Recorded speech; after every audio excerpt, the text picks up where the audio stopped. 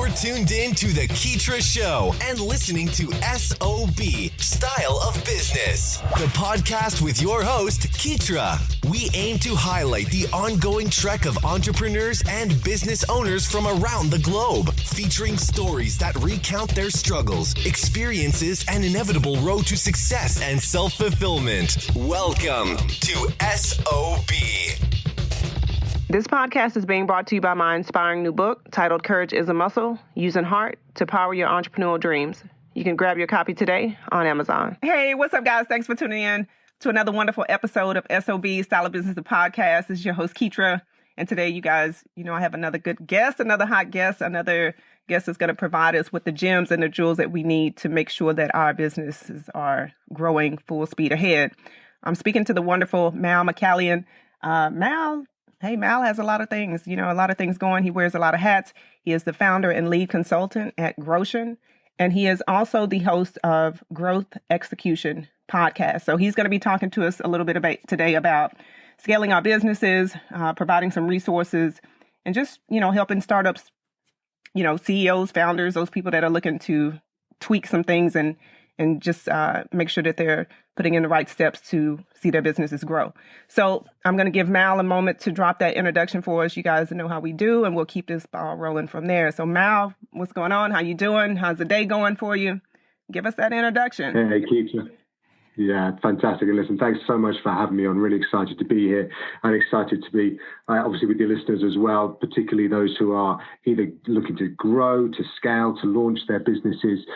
My background is I was lucky enough to be part of a couple of great startups over here in the UK, one called Primelocation and one called Zoopla, which are kind of similar to sort of Zillow over where you are. And lucky enough, for them to be acquired or to grow to multi-million pound valuations. So, I've been there at the start. I've sat there around tables where there's sort of six of us looking at each other going, what are we going to do? Been part of some near-death experiences with the businesses as well. So from all of that, that's 20, 30 odd years of growth and trying to solve these problems that I think we all have in those startup businesses and young and growing businesses. So look, delighted to be here. Really happy to pass on anything I can. My business is Growtion, as you say, growtion.co. There's loads of stuff on there if anybody wants to come and have a look as well. But let's see if we can't isolate some real things that are going to be helping to your audience right now. Oh, that's perfect. Yeah, and I appreciate that introduction. I think you made a very, very, very valid point in regards to just, the way that we get started on these different entrepreneur ventures or, small businesses.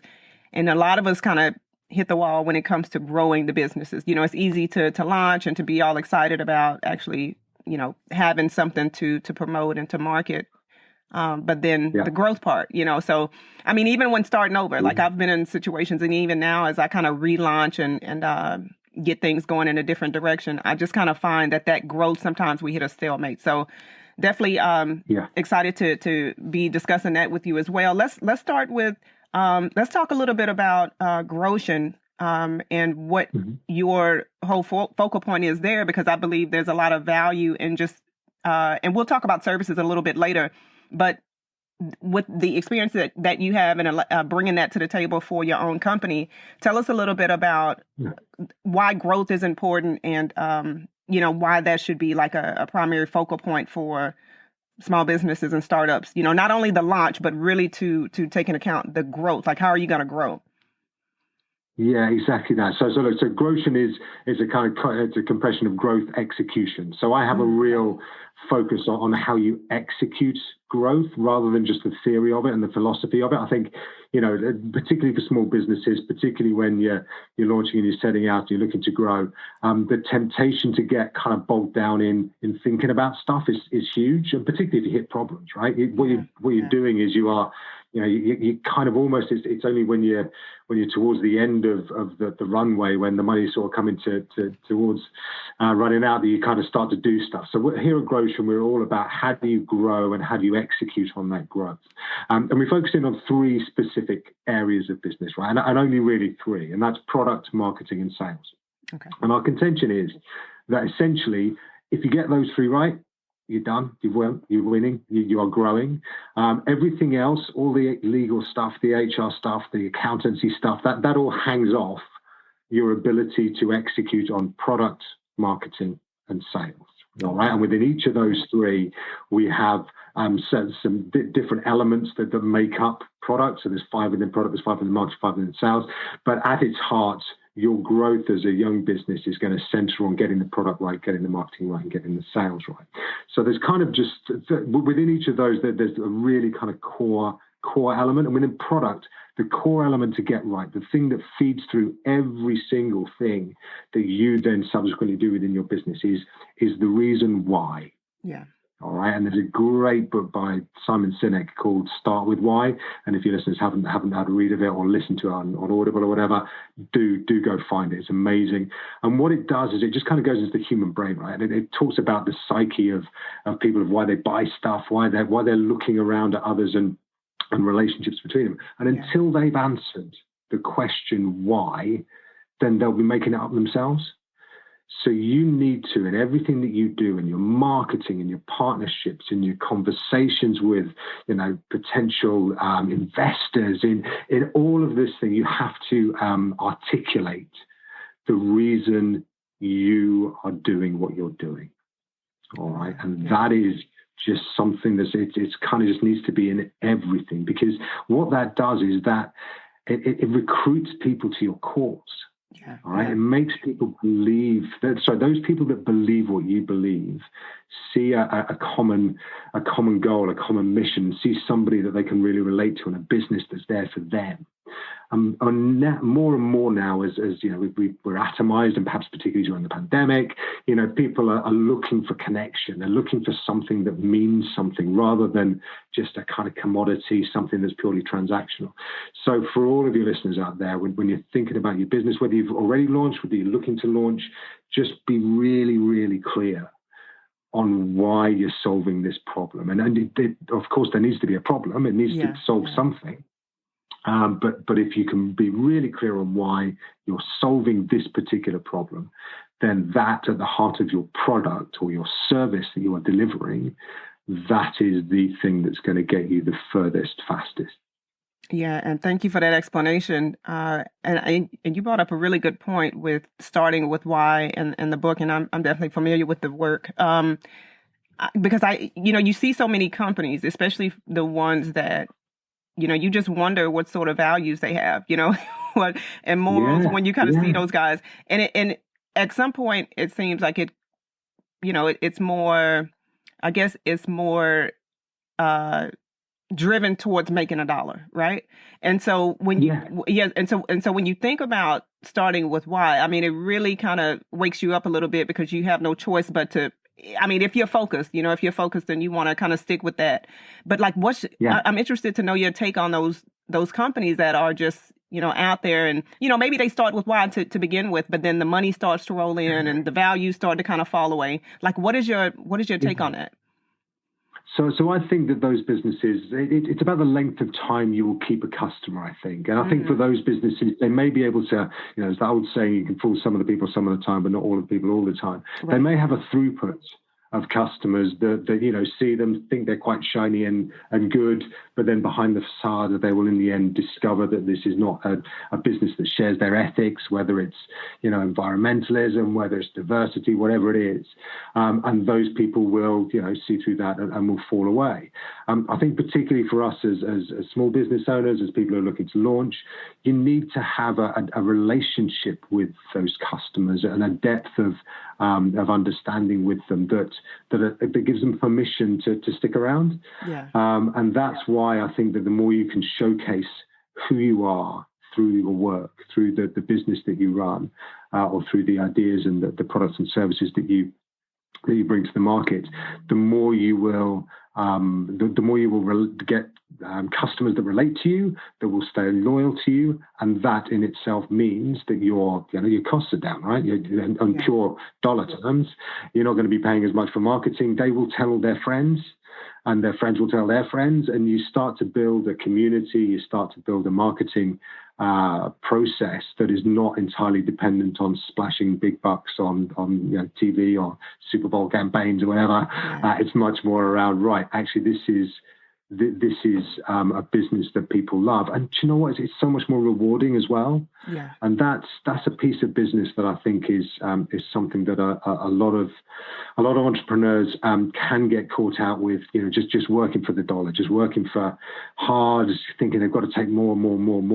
But yeah, and if you do that, and if you execute successfully on your growth, then that's available. But don't lose sight of the fun stuff as well, right? We're not here for a long time. Yeah, We might as well enjoy it. Right. Yeah, no, and I totally agree with you there. Like it's funny because I believe more people are becoming appreciative of the story behind why somebody decided to open up the mom and pop restaurant, or, why they decided to make the skincare line all natural products and things like that. So like the power of the story is really, like over the last several years, I know a lot of people have really been pushing how important it is for you to, determine what are you presenting as far as your story? Like what's the story beyond the product? Let's give me like, how do you feel about just making sure that the story is in alignment with the product? Because that's another disconnect, that I see oftentimes. Like, what's your take on the whole storytelling approach? Oh, look, I love it. I think that, going back to our ancestors in, tens of thousands of years ago, we would be telling stories around campfires. It's the oldest way that we communicated the ideas, that are quite kind of abstract, right? The imaginative ideas. So it's part of us, and it's part of the way that we internalize information and the way that we deconstruct it and find things to believe in. So I think having a narrative around your business is really, really important, and the story of you and the story of how it came to pass, however whimsical it might be, and just the accidents here and there and serendipitous events, all those kinds of things, I think are really really important, because people buy people in the end. And this is one of the things that we talk about here is sales, and we obsess about sales as well. But the trust element that is required when people buy things is huge. And as we are more remote as we are these days, and people buy things from distance, that trust element and building that trust is a really critical part of growth and a critical part of success. And one element of building trust is people understanding your backstory, understanding what it is that's driven you to this point, and why they should buy into and buy from you as opposed to somebody else. And that comes down to identity. It comes down to identification as well with who you are and what you're doing. Exactly. Yeah, no, that's perfectly stated. And I want to talk a bit about, when, startups specifically, and even, we'll just startups. But then there's also mistakes that we as entrepreneurs and small business owners make as well. So like, yeah, we do. Yeah, you know what I mean? So like in terms of like Growtion, like what are some of the services, or like what are some of the focal points of what you guys are doing? I guess resource wise, like how are you kind of helping to really help startups and entrepreneurs form their game plans to where they're not making as many mistakes? Because I know mistakes are going to be there. So for sure, and like I said, there were times in previous businesses that then grew to there was one that we sold for £48 million. Wow, Zoopla in the end was 2.2 billion and was sold relatively recently. So I was in on the ground floor of those, and of those, there were those moments where you did kind of look around and just think we aren't necessarily going to make it. There is no rule or reason why we are guaranteed to. Yeah. And that's why we obsess here at Growtion about the execution side of things. It's not about sitting around and throwing your hands up and hoping for the best. It's about understanding what those actual techniques are that are going to get you through and to through the bad stuff and to profitability.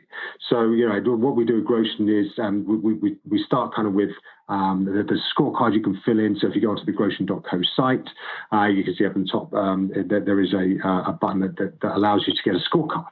All right, so scorecard, basically you fill in where you are as a business, and it gives you back a number, out of 100 as to how well you're growing and what your potential growth opportunities are. So that's kind of one way we're doing it, and that's obviously free. We do the daily growth execution tips. So if you register on the site, growtion.co/tips, then every single day, free, you get a daily tip, just a bit of inspiration, just something to get your brain flowing, just about how to build businesses, how to grow businesses. So, that's another way that we just want to kind of connect. We know entrepreneurs, startup entrepreneurs particularly, money's not everywhere. This is all about how you can cost effectively drive yourself through to profitability.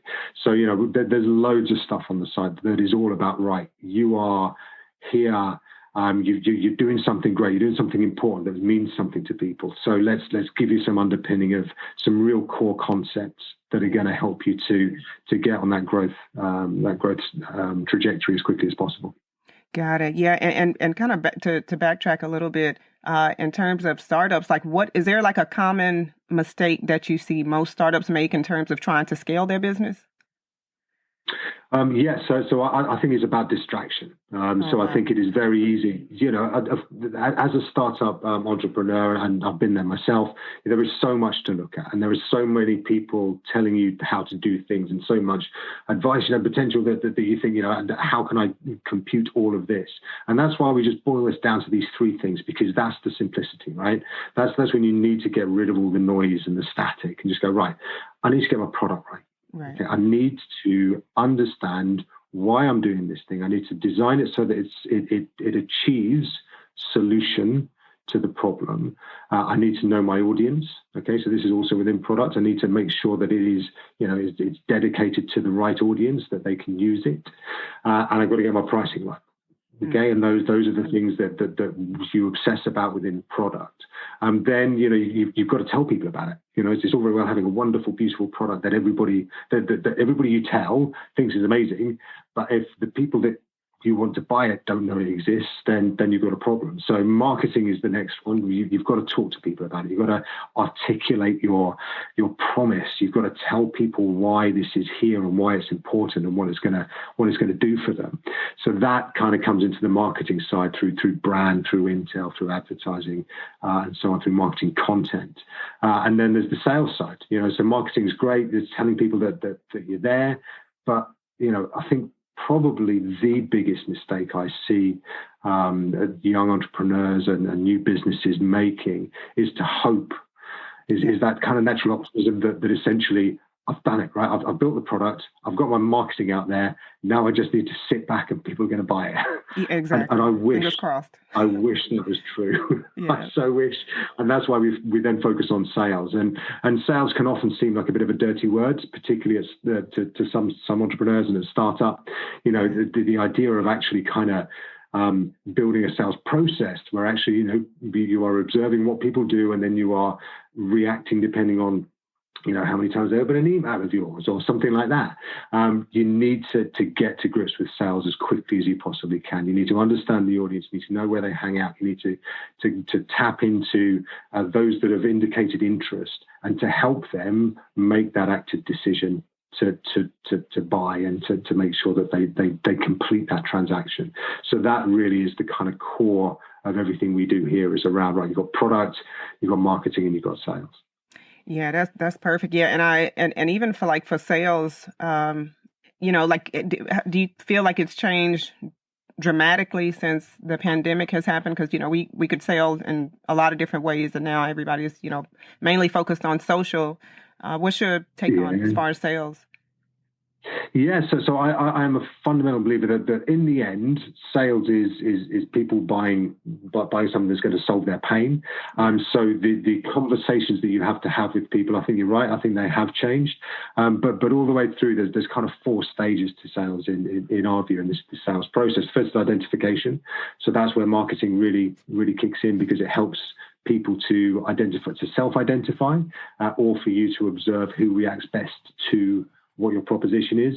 Then you've got to engage them, right? And you're right, social media has become a key kind of method of engagement over recent times, and perhaps particularly in the last year or so.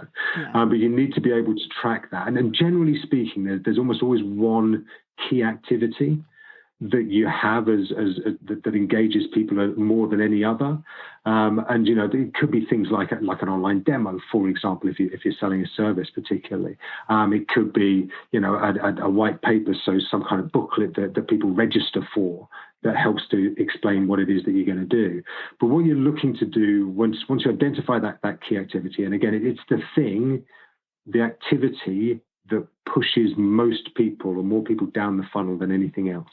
If you're a restaurant, and obviously there's difficult times for restaurants, but if you're a restaurant, then perhaps it's it's a tasting evening. If you're selling cars, then it might be a test drive.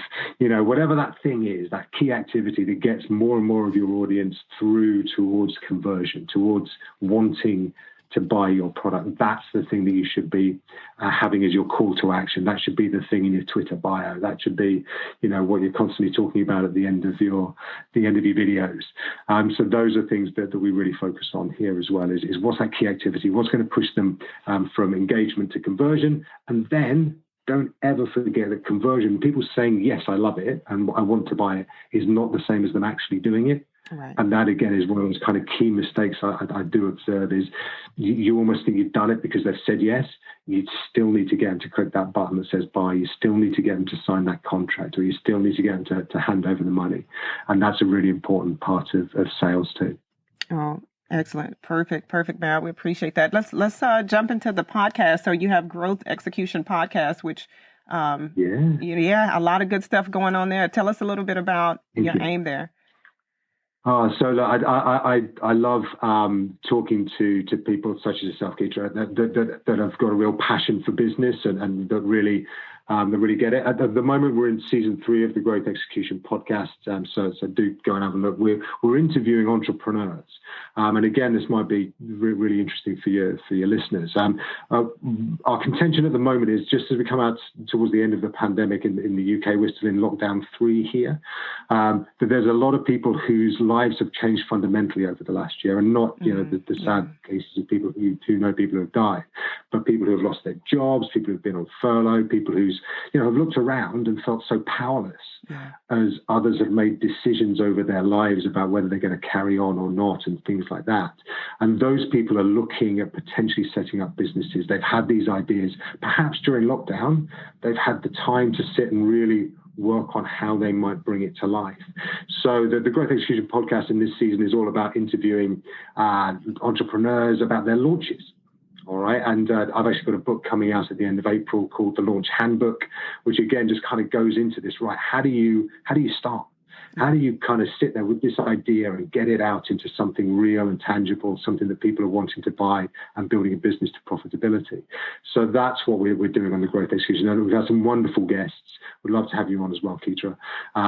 Just talking about how they've launched their businesses, what their experiences have been, what they've messed up, what they've done really well, and just some really good kind of actionable tips, executable tips, which is what we obsess about how you can make your business start and then scale.